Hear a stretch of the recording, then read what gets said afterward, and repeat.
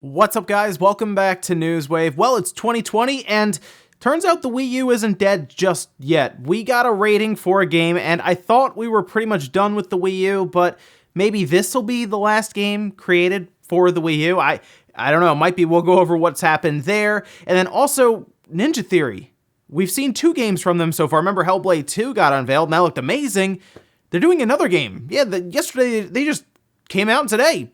We got another game for you guys. You can check this one out with a trailer and everything, and we'll go over that as well. It's Ninja Theory doing 3 games now, which is pretty impressive, and Microsoft has kind of outlined a strategy as to why they might already have 3 games kind of showing up, and their other studios really pushing as well. As always, guys, if you enjoy these videos, make sure you hit the like button. It really helps out. I appreciate you guys liking the videos so much over the past couple weeks. It has been helping. I do appreciate it. And if you're brand new here, make sure you hit the subscribe button down below with the bell notification on. That way you can stay up to date with all of the gaming news going on in the gaming world. And we're going to start today with Cyberpunk. Now, of course, we were looking forward to Cyberpunk in April. Gets pushed all the way to September, and there were some questions around why was it done. Well, at least CD Projekt Red told us that it wasn't up to their standards, or at least how it was coming about wasn't how they envisioned it, I guess, going up to launch, and they needed some more time to polish and make sure the game was good enough, right? That's the idea here. Now, of course, leading up to release, you come into things like crunch and others,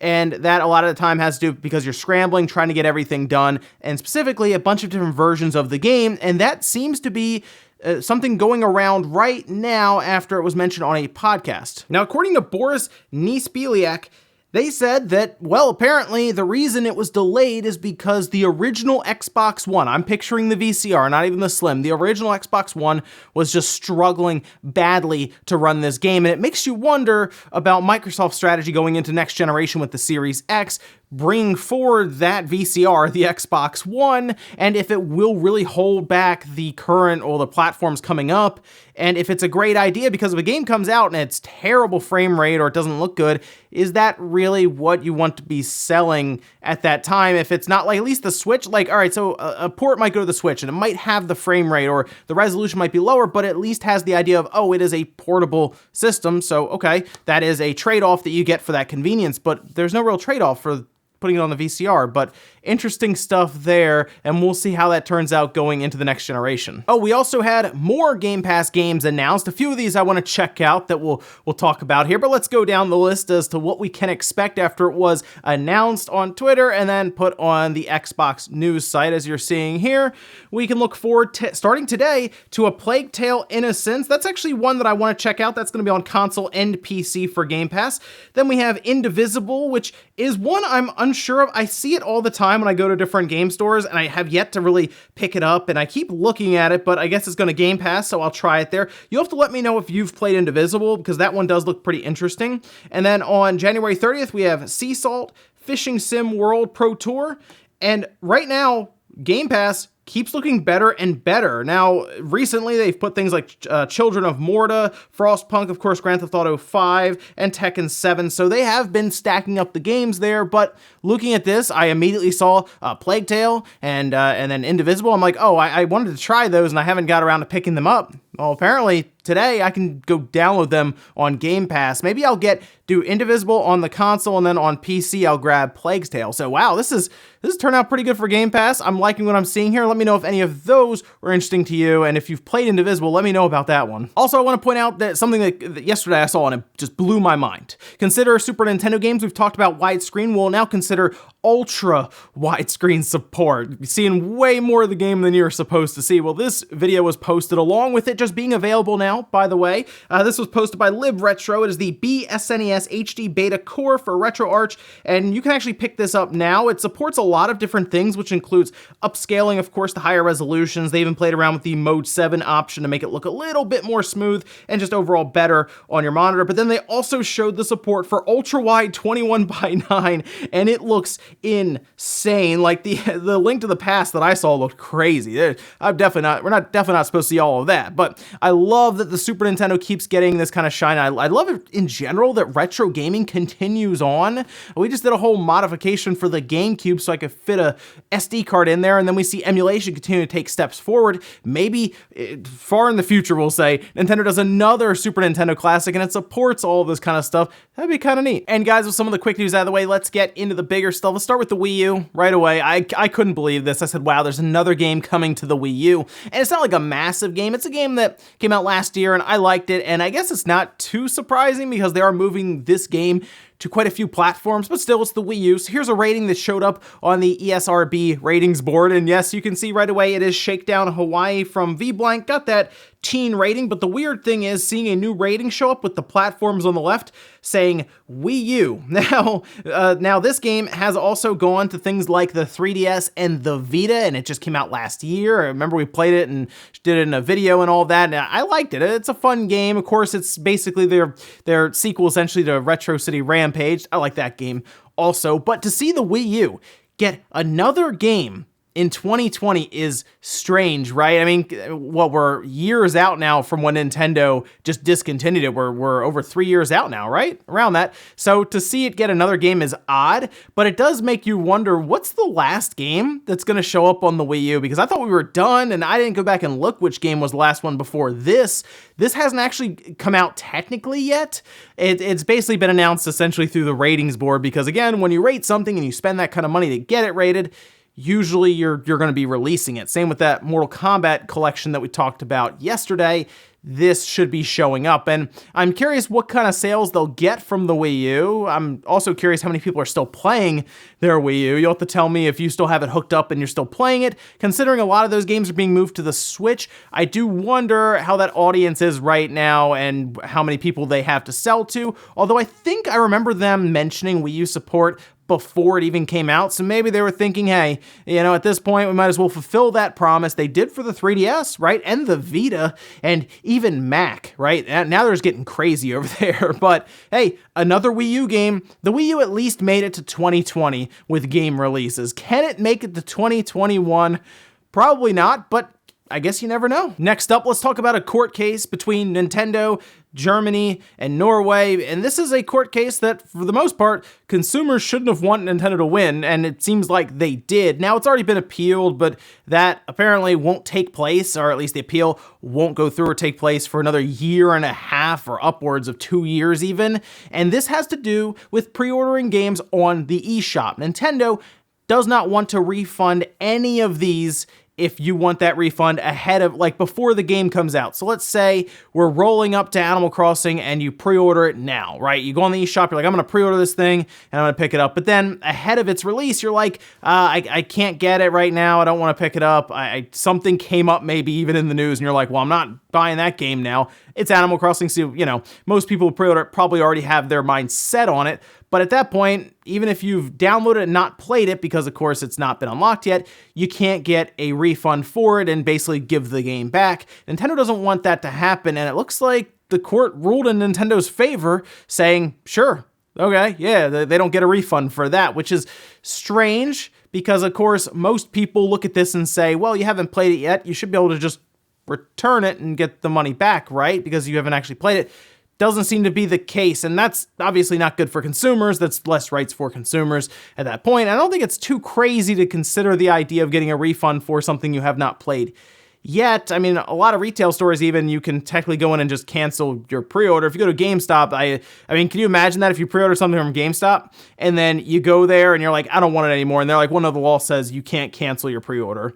Would that annoy you? Probably, I assume it would, but I will say, I don't really know why anyone would pre-order a digital game at this point. Now, there are times where they incentivize you with discounts, or now we have those coins that are given out, and sometimes they'll give you other things outside of that. I know, like, for example, Sony will give you different backgrounds if you pre-order something, or icons, and Nintendo's done that kind of stuff before as well, but I have seen the gold coins. It's like, hey, if you pre-order now, you get double the gold coins, right? Well, I'll tell you, it's probably not worth pre-ordering a digital game until you're getting within 24 hours, because I do know there is the idea of, oh, if I buy it ahead of time digitally, I can then go ahead and install it. And trust me, with the Switch's download speed at times where it feels like it just takes forever for fairly small file sizes. I get why people might say, well, that thing's like 15 gigabytes. I should probably go ahead and preload it ahead of time by pre-ordering it. I get that. But to be honest, I wouldn't do that at all now with digital games, especially with Nintendo. Just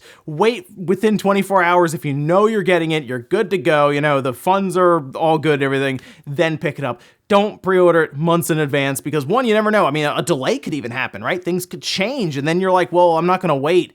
You know, how many delays did we just see? I'm not going to wait 6 months to get this game now. I want to go get one that's going to be available soon. So keep that in mind. Nintendo not really interested, from what we're seeing here, even fighting back against Germany and Norway to doing refunds on eShop pre-orders. Next up, let's talk about Ninja Theory because they are just rolling right now. Like it's pretty crazy because, of course, they did Hellblade. They did a full documentary, by the way, when they were doing this to show how you can be an independent developer and create a game that has a $10 million budget, I think was what they went with, and they considered it, like a AA game, and how you can do all of that without messing up the schedule, you know, having to delay, and crunch and overspend, keep within budget. I remember they had a full documentary on it. It was very interesting to see, and then they just got bought by Microsoft anyway. So, okay, there you go. Microsoft has apparently done a pretty good job, from what we're hearing, to keep these studios for the most part independent and working off of what they want to do, what they're passionate about. And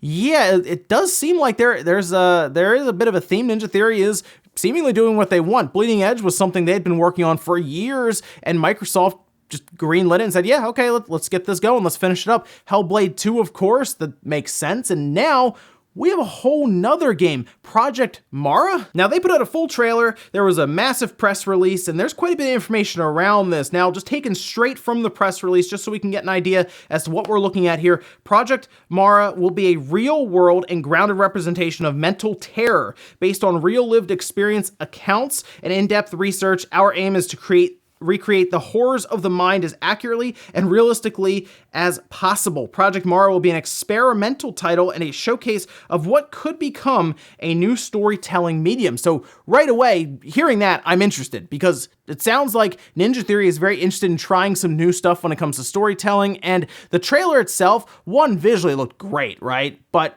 outside of that, it didn't show us too much more. We got a flash of something happening with the main character and just someone next to her or something next to her. So I need to see a bit more about this game, but it is amazing to see Ninja Theory just go 3 different games, right? Hellblade 2, and now Project Mara, and Bleeding Edge. I'm not as sold on Bleeding Edge, but Hellblade 2, absolutely, right? That looks great so far anyway. We got to see gameplay and extended gameplay and all of that. And then Project Mara being something just different.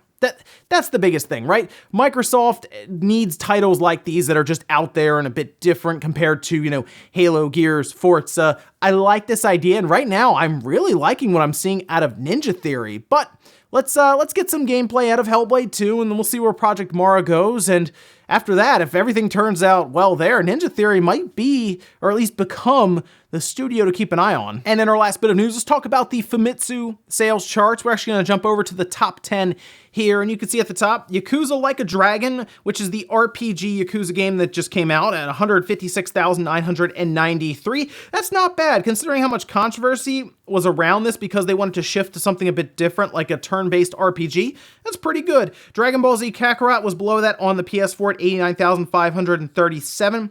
I am curious how much better that would have done if it also released on the Switch, because even though it comes out on the Xbox here, it barely counts since there are not that many Xboxes in Japan, whereas there's over 11 million Switch units now in Japan. So I'd have been curious if that would have done significantly better if it was on the Switch, but hey, maybe we'll find out with a later release. Pokemon Sword and Shield did drop to 3, then we had Ring Fit Adventure at 4.